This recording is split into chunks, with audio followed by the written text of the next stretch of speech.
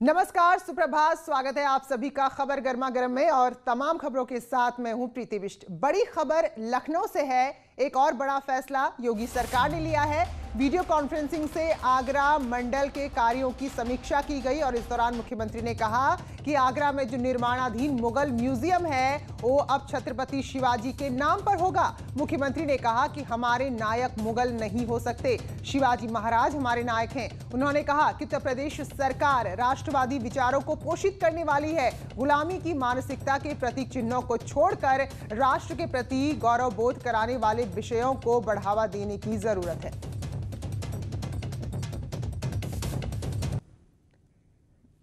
तो ये ट्वीट भी आया है। आगरा में निर्माणाधीन म्यूजियम को छत्रपति शिवाजी महाराज के नाम से जाना जाएगा। आपके नए उत्तर प्रदेश में गुलामी की मानसिकता के प्रतीक चिन्हों का कोई स्थान नहीं है। तो ये ट्वीट मुख्यमंत्री ने किया है। उन्होंने लिखा है कि हम सबके नायक शिवाजी महाराज हैं। जय हिंद, जय भारत। आदरणीय योगी आदित्यनाथ जी ने जो आज ये कहा है कि हमारे राष्ट्र के नायक जो है वो कोई मुगल शासक नहीं हो सकता, शिवाजी महाराज जैसे लोग हो सकते हैं और हैं, तो इसमें कोई गलत बात तो उन्होंने कहा नहीं। राष्ट्र और राष्ट्रीयता की बात करना कोई गलत बात तो है नहीं। अगर इसमें तुष्टीकरण की राजनीति करने वाले विपक्ष को इसमें कुछ गलत दिखाई पड़ता है तो ये बड़ी दुर्भाग्यपूर्ण स्थिति है कि जो हमारे देश के राष्ट्रीयता के नाम पर, जिन पर हम गर्व करते हैं, शिवाजी महाराज जैसे लोगों पर, अगर उनके बारे में हम कहते हैं और उनको गलत चीज़ें दिखाई पड़ती है तो भगवान ही उनका मालिक है। मैं तो ये कहना चाहूँगा योगी आदित्यनाथ जी ने जो आज कहा है, इसको देश और प्रदेश उन दोनों को गर्व है कि कोई ऐसा मुख्यमंत्री है तो जो राष्ट्र के नायक के रूप में शिवाजी को याद कर रहा है। और वहीं इस फैसले पर महाराष्ट्र के पूर्व मुख्यमंत्री रहे देवेंद्र फडणवीस ने रिट्वीट किया है। जो ट्वीट मुख्यमंत्री का था और फैसले का स्वागत किया है। देवेंद्र फडणवीस ने लिखा है, जय जिजाऊ, जय शिवराय, छत्रपति शिवाजी महाराज की जय। तो ये ट्वीट है और उस फैसले का समर्थन, उस फैसले का स्वागत जो मुख्यमंत्री योगी आदित्यनाथ ने लिया है। तो ये ट्वीट किया है, ये रिट्वीट किया है महाराष्ट्र के पूर्व मुख्यमंत्री देवेंद्र फडणवीस ने।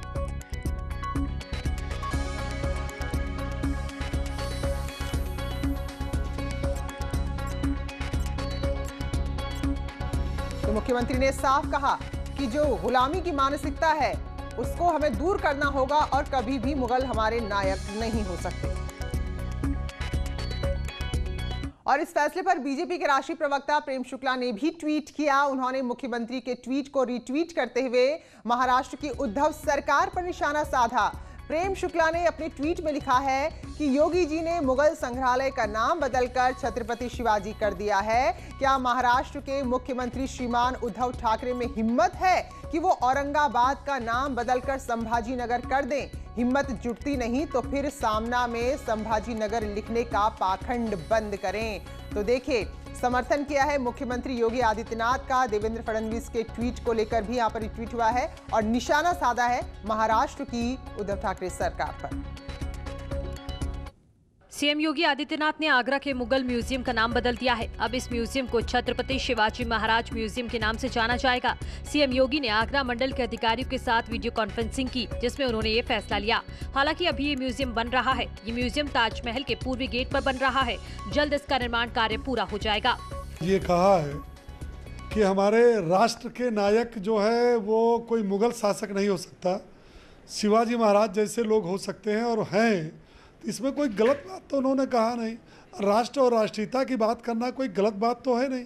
देखिए, उत्तर प्रदेश के माननीय मुख्यमंत्री जी से इससे ज़्यादा आप कुछ उम्मीद नहीं कर सकते कि वो केवल नाम बदल सकते हैं। अधिकारियों के साथ बैठक में सीएम योगी ने कहा कि उत्तर प्रदेश सरकार राष्ट्रवादी विचारों को सुरक्षित करेगी। योगी ने कहा कि गुलामी की मानसिकता के प्रतीक चिन्हों को छोड़ राष्ट्र गौरव का एहसास कराने वाले विषयों को बढ़ावा देने की जरूरत है। योगी ने कहा कि हमारे नायक मुगल नहीं हो सकते, शिवाजी महाराज हमारे नायक हैं।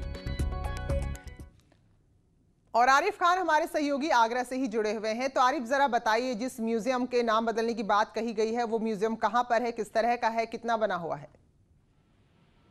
देखिए नीलू, कल के पूर्वी मुगल म्यूजियम में अखिलेश सरकार की शुरुआत हुई थी उसके बाद अभी लगातार काम चल रहा है, लेकिन अभी लॉकडाउन की वजह से, कोरोना की वजह से काम जरूर बंद हो गया था, लेकिन बड़े पैमाने पर यहाँ काम चल रहा है। तमाम यहाँ मशीनें पहुंच गई हैं। इतना बड़ा प्रोजेक्ट है कि आप अंदाजा लगा दीजिए कि करीब 4-5 साल से काम चल रहा है और अभी तक काम खत्म नहीं हुआ है।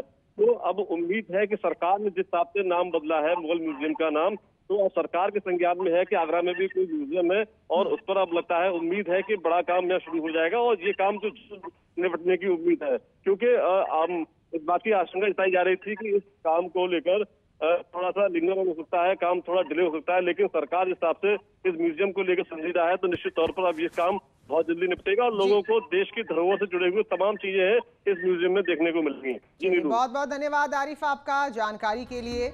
तो जहां बीजेपी के नेता हैं, बीजेपी के प्रवक्ता हैं और महाराष्ट्र के पूर्व मुख्यमंत्री इसका स्वागत कर रहे हैं, वहीं समाजवादी पार्टी का कहना है कि योगी सरकार नाम बदलने के अलावा कोई और काम नहीं कर रही है। और एक और बड़ी खबर लखनऊ से आ रही है। जो बड़ी खबर है वो ये है कि आईपीएस अजय पाल शर्मा और आईपीएस हिमांशु कुमार पर एफआईआर दर्ज होगी।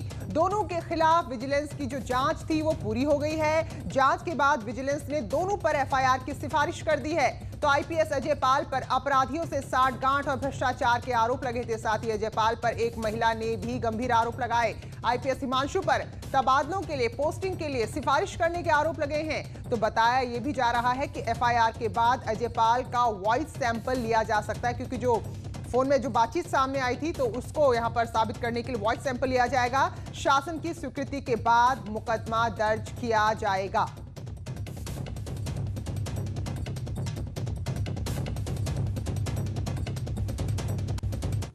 और अब बात करेंगे किसानों के प्रदर्शन की। तो अपनी मांगों को लेकर इस बार किसान पूरे आर पार के मूड में नजर आ रहे हैं। कल देर शाम यूपी गेट पर डेरा डाले हुए हजारों की संख्या में किसान हैं और आज फिर वो पैदल मार्च करेंगे। तो कुछ ही देर बाद किसानों का पैदल मार्च शुरू होगा। तो कल मेरठ में, गाजियाबाद में किसानों ने प्रदर्शन किया था। पैदल मार्च पे निकले थे किसान, लेकिन गाजियाबाद से जब निकले तो उन्हें यूपी गेट पर रोक दिया गया और वहीं वो धरने पर बैठ गए हैं। तो आज फिर से पैदल मार्च करेंगे और दिल्ली के जंतर मंतर में प्रदर्शन की किसान तैयारी कर रहे हैं। खबर यह है कि केंद्रीय कृषि मंत्री नरेंद्र सिंह तोमर ने किसानों से बातचीत करने के लिए कमेटी भी बनाई है। तो आज 12 बजे तक किसानों से वो कमेटी मुलाकात करेगी। लेकिन किसान क्योंकि यूपी बॉर्डर पर डटे हुए हैं, तो अभी से लेकर 12 बजे तक किसानों का क्या कदम रहता है उस पर हमारी नजर बनी रहेगी। लेकिन इतना तय है कि किसान अब आधे रास्ते से लौटने को तैयार नजर नहीं आ रहे हैं और आज का उनका कार्यक्रम है देश की राजधानी में जाकर, जंतर मंतर में जाकर प्रदर्शन करने का। अमित राणा हमारे सहयोगी हमारे साथ जुड़ चुके हैं। तो अमित, क्या कुछ स्थिति, क्या तैयारी आज के लिए किसानों की?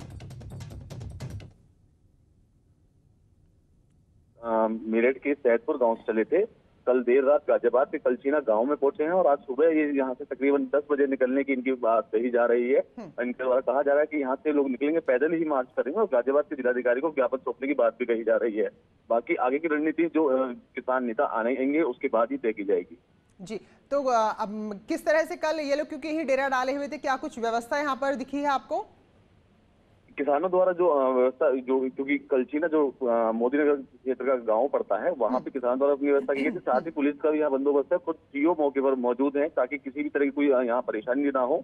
और वहीं दूसरी ओर ये भी विशेष ध्यान रखा जा रहा है कि जब ये लोग पैदल मार्च निकालेंगे तो इस दौरान कहीं, क्योंकि नेशनल हाईवे से निकलेंगे तो कोई जाम किसी तरह बन जाए, उसको लेकर भी व्यवस्था दुरुस्त की जा रही है। चलिए, धन्यवाद आपका अमित।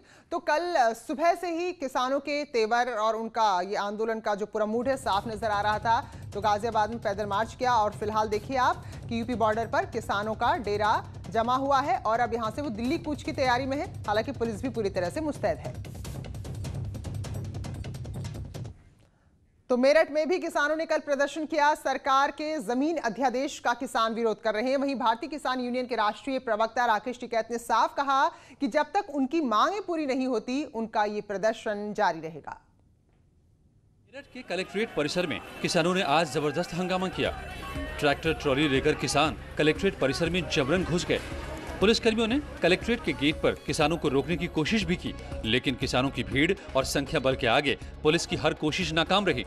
इस दौरान कुछ कुर्सियां भी तोड़ दी गई। किसानों का कहना है कि सरकार ने 3 अध्यादेश जारी किए हैं, जिसमें सबसे पहला मंडी समिति खत्म करने का, दूसरा कॉन्ट्रैक्ट फार्मिंग और तीसरा अनलिमिटेड स्टॉक को लेकर सरकार ने गाइडलाइन जारी की है। इसी के विरोध में किसान सड़क पर हैं। अगर सरकार ने अपने अध्यादेश को जल्द ही वापस नहीं लिया तो वो इसके विरोध में मेरठ से लेकर लखनऊ तक पदयात्रा भी निकालेंगे। अगर हमारी मांग पूरी नहीं होती है, पश्चिमी उत्तर प्रदेश से एक पदयात्रा चलेगी लखनऊ तक और हम लखनऊ में जाकर के विधानसभा का घेराव करेंगे। कलेक्ट्रेट में हंगामे के दौरान सोशल डिस्टेंसिंग और कोविड-19 की गाइडलाइन का जमकर मखौल उड़ाया गया। संसद में पेश किया जा रहा 3 कृषि अध्यादेशों के विरोध में भारतीय किसान यूनियन ने जंतर मंतर पर धरना प्रदर्शन का ऐलान किया था। पश्चिमी यूपी के अलग अलग जिलों के किसान कृषि प्रदेशों के विरोध में जंतर मंतर पर प्रदर्शन करने के लिए कूच कर रहे थे कि दिल्ली पुलिस ने यूपी गेट पर रोक दिया। किसानों ने यूपी गेट पर ही डेरा डाल दिया। दिल्ली पुलिस और यूपी पुलिस समेत आरएफ के जवान दिल्ली बॉर्डर पर तैनात किए गए। साथ ही यूपी से दिल्ली की तरफ जाने वाले रास्ते पर बैरिकेडिंग लगाकर पूरी तरह से बंद कर दिया गया।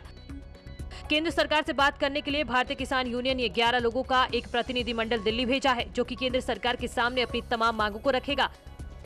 भारतीय किसान यूनियन के राष्ट्रीय प्रवक्ता राकेश टिकैत का कहना है कि जब तक हमारी तमाम मांगों को नहीं माना जाता, तब तक यूपी गेट पर ही किसान डेरा डालेंगे। तो कल का दिन, सोमवार का दिन, राज्य में प्रदर्शन का दिन था। समाजवादी पार्टी, कांग्रेस और किसानों ने अलग अलग जगह अलग अलग मुद्दों के साथ प्रदर्शन किया। समाजवादी पार्टी जहां महंगाई, बेरोजगारी और निजीकरण का विरोध करते हुए प्रदर्शन कर रही थी, वहीं किसान भी अपनी अपनी मांगों पर अड़े हुए थे। इस दौरान अलग अलग जगह सपा कार्यकर्ताओं और पुलिस के बीच झड़प की भी तस्वीरें आई। वाराणसी में तो पुलिस को लाठीचार्ज तक करना पड़ा। तो वहीं आप जो तस्वीर देख रहे हैं वो कांग्रेस के प्रदर्शन की तस्वीर है।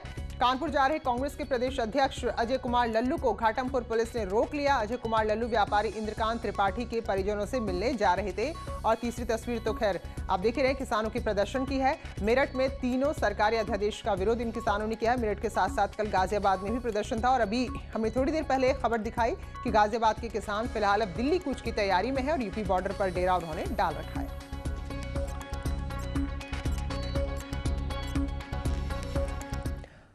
और अब आपको समाजवादी पार्टी के राज्य के अलग अलग हिस्सों में हुए प्रदर्शन की तस्वीरें दिखाते हैं। महंगाई, बेरोजगारी, कानून व्यवस्था और निजीकरण के विरोध में समाजवादी पार्टी ने प्रदर्शन किया।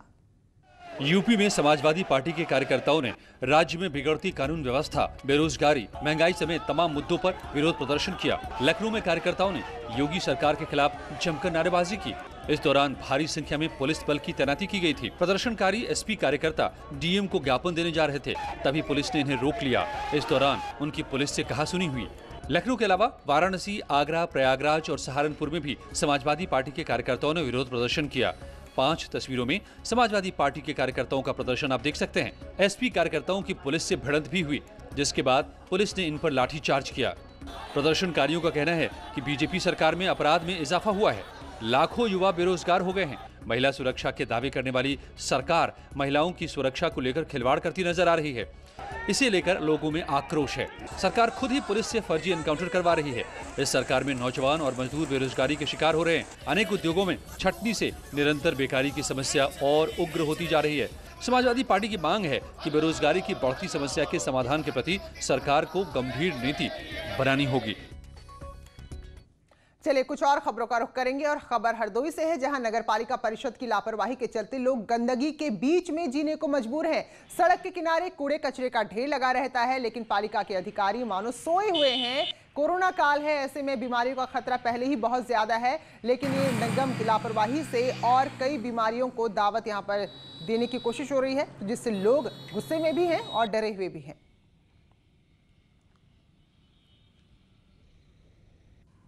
आगे कॉलेज है, वहाँ पे मुझे जाना होता है। जब भी मैं इस रोड से निकलता हूँ तो मुझे यहाँ पे मुंह पे कपड़ा बांध के और नाक को बंद करके निकलना पड़ता है, क्योंकि दुर्गंध की इतनी समस्या है जिसका कुछ कहा नहीं जा सकता है। कभी कभी तो ये होता है कि यहाँ का नगर पालिका है जो यहाँ पे आके आग लगा देता है, जिससे सामने का कुछ दिखाई नहीं देता है। आपको बता दें कि इस टाइम हम फरुखाबाद को जाने वाली, हरदोई से फरुखाबाद जाने वाली 52 रोड पे खड़े हुए हैं। ये कटरा बिल्लौर हाईवे को भी जोड़ती है। वहीं दूसरी ओर सड़क के किनारे कूड़ा लगा दिया गया है, जिससे कि गांव वाले तो परेशान हैं ही, जो यहां से राहगीर निकलते हैं जिनको फरुखाबाद हरदोई जाना है या कटरा बिल्लौर हाईवे पे जुड़ना है, उनको भी बहुत परेशानियों का सामना करना पड़ रहा है कि आखिर कब तक नगर पालिका और यहाँ का शासन प्रशासन इन गाँव वालों की समस्या का समाधान कर पाता है। कैमरामैन निखिल के साथ आशीष मिश्रा, न्यूज़ 18 हरदोई। और बाराबंकी में मकान का मलबा गिरने से एक महिला और घर के बाहर खेल रहा एक बच्चा इसकी जद में आ गया और दोनों की जान चली गई। हादसे में 2 लोग घायल भी हुए हैं। ये देवा कोतवाली इलाके के खेवली गांव की दर्दनाक घटना है। तो पुलिस ने शवों को मलबे से बाहर निकाला और जो घायल थे उन्हें अस्पताल में भर्ती कराया। दीवार गिरी, उसमें दब गया, खत्म हो गया। कौन निकल रहा था? हमारा भाई। कितने साल का था? 4 साल का। स्वागत है ब्रेक के बाद और खबर बांदा से, जहां तेज रफ्तार का कहर देखने को मिला। 2 बाइक की आमने सामने की टक्कर हुई और 5 लोग गंभीर रूप से घायल हो गए, जिन्हें जिला अस्पताल में भर्ती कराया गया था, लेकिन हालत गंभीर थी तो कानपुर मेडिकल कॉलेज में रेफर करना पड़ा। ये हादसा जौरही पलहरी मोड़ के पास हुआ, जहां 2 तेज रफ्तार बाइक आमने सामने टकरा गई। हमारे पास में जिसमें से 2 मरीज सीरियस हैं और हेड इंजरी की संभावना पाई गई है। इनको दोनों को उपचार के उपरांत जो है कानपुर रेफर किया गया। कुल कितने लोग डॉक्टर साहब घायल हुए थे? इसमें कुल 5 लोग घायल हुए हैं। इवेंट आया था सर, उसमें सूचना मिली कि एक्सीडेंट हो गया, तो वहाँ पर मौके पहुँच करके और एक्सीडेंट घायलों को प्राइवेट गाड़ी में लेकर के अस्पताल ले आए। कई लोग थे कि कहाँ से कहाँ जा रहे थे, कुछ सूचना? 5 लोग मोटरसाइकिल बाइकों से। सोमवार के दिन झांसी और पीलीभीत में भीषण सड़क हादसे हुए और 7 लोगों की जान चली गई। झांसी में दर्दनाक हादसा हो गया। यहां सवारियों से भरी टैक्सी में ट्रक ने टक्कर मार दी। हादसे में 4 लोगों की जान चली गई, जबकि 6 से ज्यादा लोग घायल हो गए हैं। मौके पर पहुंची पुलिस ने सभी घायलों को अस्पताल में भर्ती करा दिया है। टैक्सी सवार लोग एक त्रयोदशी में शामिल होने के लिए पाली पलिंदा रक्सा जा रहे थे। इसी दौरान यह हादसा हो गया। टैक्सी में करीब 12 लोग सवार थे। टैक्सी अभी मोट परगना पुलिया के पास ही पहुंची थी कि पीछे से आ रहे एक ट्रक ने टैक्सी में टक्कर मार दी। वहीं पीलीभीत में सड़क हादसे में 3 लोगों की मौत हो गई है। तेज रफ्तार कार ने बाइक को टक्कर मार दी। बाइक पर सवार मां, बेटी और बाइक चला रहा शख्स गंभीर रूप से घायल हो गया। कार ड्राइवर मौके से अपनी कार छोड़कर फरार हो गया। बाइक सवार तीनों घायलों को अस्पताल में भर्ती कराया गया है, जहां तीनों ने दम तोड़ दिया। पुलिस ने आरोपी कार ड्राइवर की तलाश शुरू कर दी है। तो इस बुलेटिन में फिलहाल इतना ही, लेकिन ब्रेक के बाद देखना ना भूलिए खबरें उत्तराखंड से।